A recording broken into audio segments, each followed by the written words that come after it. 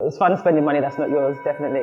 But having to spend money and pick clothes and make sure it's right for the market, it can be very, very stressful, but still great because you get to see lots of things. I've flown to Barcelona, I've been to Paris, I've been to China. It's definitely fun getting to see other countries when it's part of your job and you're doing something that you love.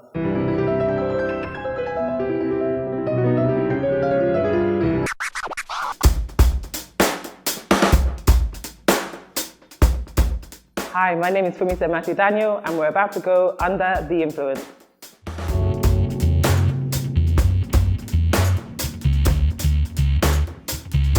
So my fashion story started when I worked as a shop assistant in a store in the UK when I was doing my work experience at school.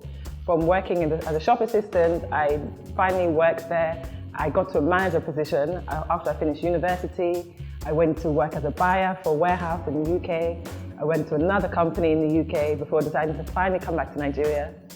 In Nigeria, I've worked with Mango when they first came to Nigeria. I used to fly to Barcelona to select a stock, which was very fun. I've worked for Tiffany Amber. I've worked for Exquisite magazine as a fashion editor. And most recently, I've worked for Jumia, finishing as a creative director. Flying around the world, picking up clothes is very stressful actually. So yes, Barcelona was great, but showrooms are not fun. So going to the showrooms, having to spend money, it's fun spending money that's not yours, definitely. But having to spend money and pick clothes and make sure it's right for the market, it can be very, very stressful, but still great because you get to see lots of things. So in my work, I've flown to Barcelona, I've been to Paris, I've been to China, I've been to Angola as well, representing the Tiffany Amber brand. So it's definitely fun getting to see other countries when it's part of your job and you're doing something that you love.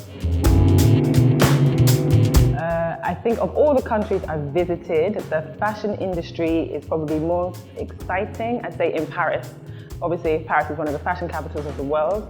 It's very inspirational, it's very high-end and everything is just amazing. Everything you see, either in the shops or even on the streets, you just want to emulate and you just want to copy, and it's really, really inspiring. So I think of all the places I've visited, Paris was the fashion that I really, really enjoyed the most. So the transition from working from international brands to being based in Nigeria and working for the recent company I was at, I would just say one word: different, basically. So I've worked with brands where it was very about fashion and trying to be directional and really all about the fashion, to working for a company where sales were the number one thing, which obviously is important because everyone wants to make money, but the focus on the fashionability was less so compared to some of the other places I've worked at. It's still a great experience though, and I think it's very good because I have a full 360 understanding of what is important, both being fashionable and obviously taking money. So different is the word I'd use to describe the experiences of different places I've worked at. The Nigerian fashion industry, for me at the moment, we're in a fantastic place. I moved back 6.5 years ago, I think. It's been so long. I moved back 6.5 years ago, and when I first came back, it was really, really, really difficult for me, especially being someone who had a really specific work experience, i.e. that being fashion. So compared to then to now, there's so much more you can do. Working as a fashion editor, working as a stylist, starting up your own brand, working in a store, working for a number of the e-commerce companies that have blown up for fashion. There's just so much to do. So I think the fashion industry at the moment in Nigeria is amazing, and I think there's so much more room for growth, and it's happening. So it's really inspiring to see it, especially compared to when I first came back.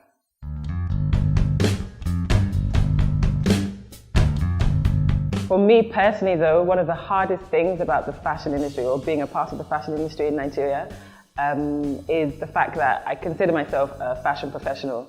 I have a full understanding of both the inside and outside, the workings of fashion, driving fashion, and fashion actually being a business. So I think for me it's frustrating, and some of the friends and people I know, when basically things like that aren't really taken into consideration with fashion. So basically, fashion is a business like any other business is. So when it seems that things like that are being overlooked, for me, it can be a bit frustrating. So I would say that's definitely one of the hardest parts.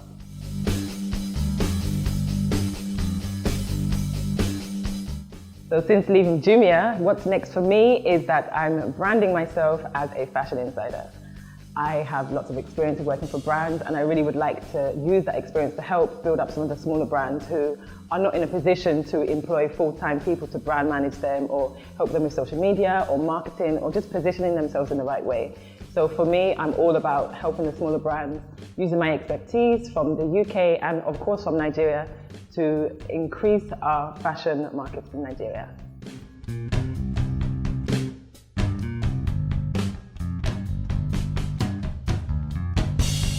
So if you are a brand and you need help, you want me to help you advise, help you build your store, even build your website, check me out. hit me up on the DM. My Instagram handle is ms.funz, ms_FUNZ, or you can check out my blog, which will be launching with my partner Lola Maja. I'm sure you all know her, massive, fabulous makeup artist. Our blog is launching on the 1st of July. It's www.bfcollective.com. So everything we're doing are interviews with fabulous people, building brands, showing you the beauty insider and me, the fashion insider. Everything you need to know is on our blog. So check it out.